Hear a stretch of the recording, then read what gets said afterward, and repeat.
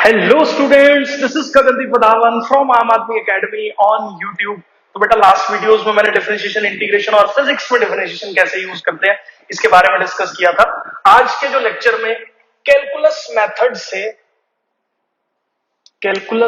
से मैं क्या करने वाला हूं, इक्वेशन ऑफ मोशन को प्रूव करने वाला हूं।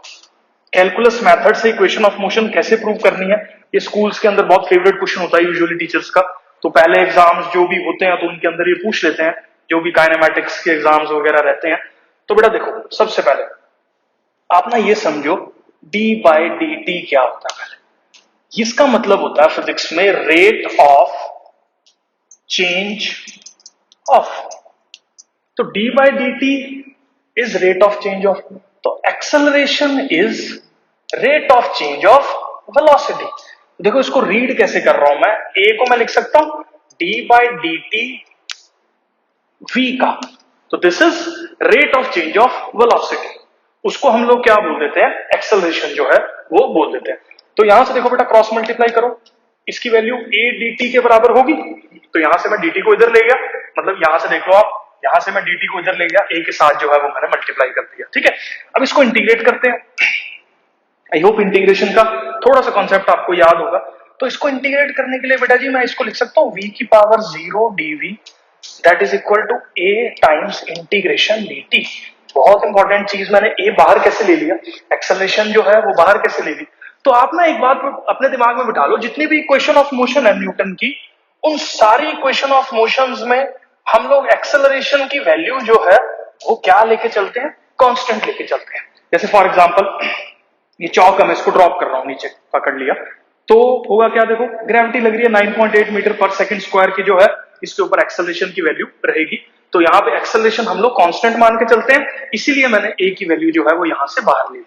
तो ऑब्वियसली स्टॉप वॉच पे मैंने आपको जिक्र किया, तो यहाँ पे 0 से t तक टाइम ले रहा हूं। अब t इज इक्वल टू 0 पे जो वेलोसिटी यहाँ पे जो है टाइम, उस पे यहाँ पे वेलोसिटी, उसको हम लोग u बोलते हैं इनिशियल वेलोसिटी। मतलब जब हमने स्टॉप वॉच स्टार्ट की उस टाइम पे जो है वो कितनी वेलोसिटी थी, और ये बेटा जी यहाँ पे क्या रहेगी हमारे पास, यहाँ पे फाइनल वेलोसिटी रहेगी। अगर मैं इसका इंटीग्रेशन करूं तो दैट इज 0 + 1 बाय 0 + 1, कहां से कहां तक इंटीग्रेट होगा, u से लेके v तक इंटीग्रेट होगा। और इसको मैं लिख सकता हूं t की पावर 0 + 1 बाय 0 + 1, यहाँ पे t की पावर 0 कर लेते हैं इसको, जैसे यहाँ किया वैसे ही यहाँ पे कर लो, t की पावर 0 dt लिख दिया, क्योंकि फंक्शन था नहीं या 1 था, 1 कांस्टेंट है तो कांस्टेंट को t की पावर 0 लिख दिया। ठीक है, तो इसकी भी upper limit lower limit put करोगे जब आप, तो बेटा जब आप इसको सॉल्व करोगे अपर लिमिट पुट करो v, क्योंकि ये v की पावर 0 + 1 बाय 0 + 1 इज v, तो upper limit minus lower limit that is equal to a times t। तो यहां से इक्वेशन जो है वो क्या होगी, u + at के बराबर जो है वो होगी। ये फर्स्ट इक्वेशन ऑफ मोशन है। आई होप आपको जो है ये क्लियर है। इसी तरीके से बेटा जी हमें सेकंड इक्वेशन ऑफ मोशन जो है वो प्रूव करनी है। ठीक है, अब यहां पे देखो वेलोसिटी को क्या बेटा मैं लिख सकता हूं, rate of change of position with time.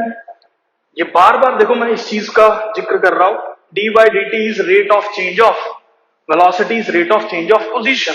तो थोड़ा सा सॉल्व करो इसको, dx को मैं लिख सकता हूं v टाइम्स dt।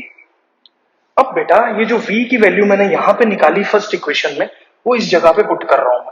तो dx की वैल्यू देखो क्या होगी, u + at टाइम्स dt।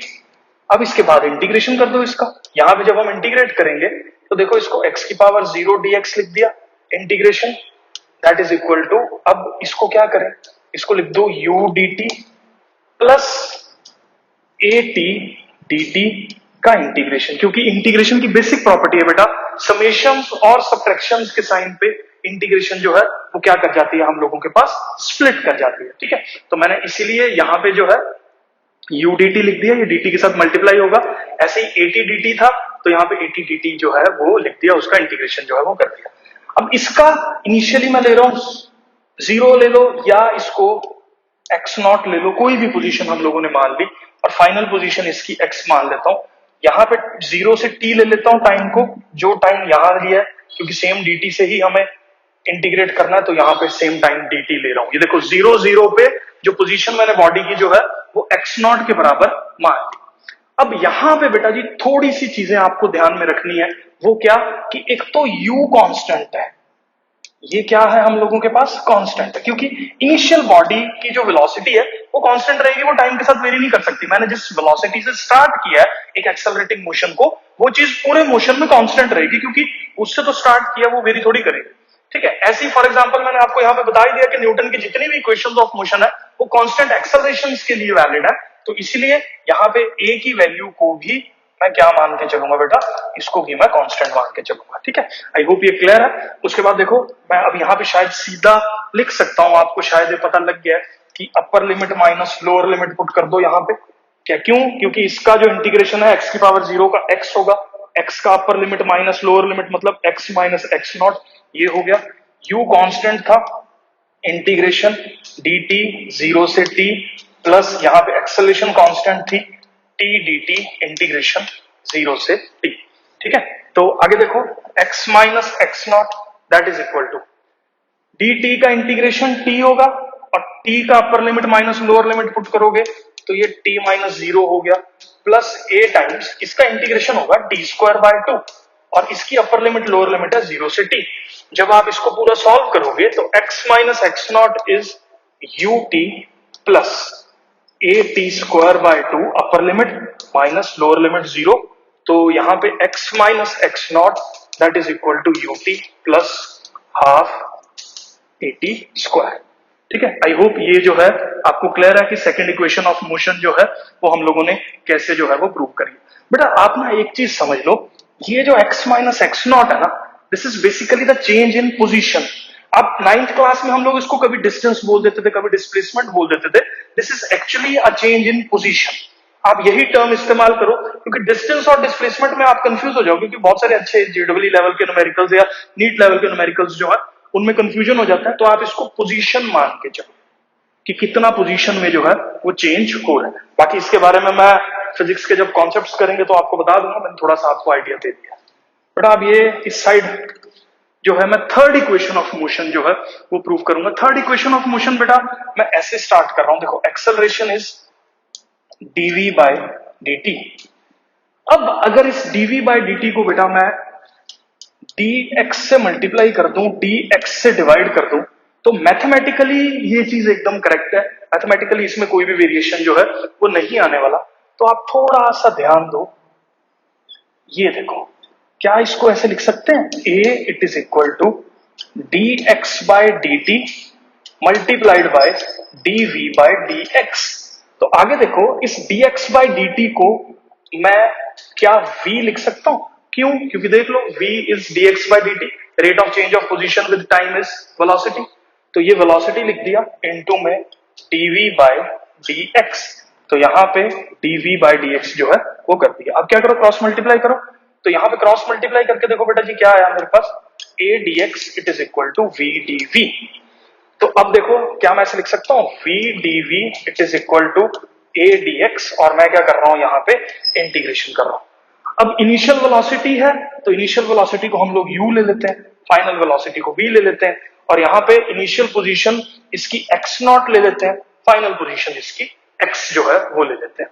अब बेटा जी इसकी पावर 1 है, जब आप इसका इंटीग्रेशन करोगे तो v की पावर 1 प्लस 1 बाय 1 प्लस 1, कहां से कहां अपर लिमिट पुट करनी है, u से v, a कांस्टेंट था, एक्सेलरेशन बाहर आ गया, इंटीग्रेशन dx x नॉट से x, करो वैल्यू पुट, ये क्या हो गया v square, upper limit put करी divided by 2 minus lower limit put करी u square by 2 that is equal to a times dx का इंटीग्रेशन x होगा, dx का इंटीग्रेशन जब x पुट करोगे आप तो ये क्या बचेगा, x माइनस एक्स नॉट जो है यहाँ पे हमारे पास हो जाएगा। तो कॉमन ले लो, minus U square is 2 times a times x minus x naught. कई बार इसको स्टैंडर्ड फॉर्म में लिखना है तो हम लोग क्या लिख देते हैं, 2as। तो ये हमारे पास क्या है, थर्ड इक्वेशन ऑफ मोशन का जो है वो प्रूव हो गया। First equation of motion velocity time relation है। वेलोसिटी टाइम रिलेशन क्यों बोला, क्योंकि एक्सेलरेशन हर इक्वेशन में हम लोग कांस्टेंट मान के चल रहे हैं। सेकंड इक्वेशन ऑफ मोशन जो है वो डिस्टेंस और टाइम का रिलेशन है। डिस्टेंस और टाइम का रिलेशन है क्योंकि u और a कांस्टेंट है इसमें। कई बार ये बच्चे कंफ्यूज हो जाते हैं डिस्टेंस टाइम वेलोसिटी टाइम क्या है, तो आप अपने दिमाग में बिठा लो u अपने को कांस्टेंट ले रखा है, यहां लिख दिया मैंने ए कांस्टेंट ले लेना। तो यहाँ पे देखो रिलेशन क्या बता रहा है, वी और टी के बीच में ही तो है, ए और यू तो कांस्टेंट ही है। This is velocity time relation, this is position time relation, and this is position and velocity relation. I hope बेटा ये आपको क्लियर है। नेक्स्ट वीडियो में मैं और फिजिक्स के बेसिक्स जो है आप लोगों के साथ डिस्कस करता रहूंगा। प्लीज मेरा चैनल लाइक और सब्सक्राइब कर लो।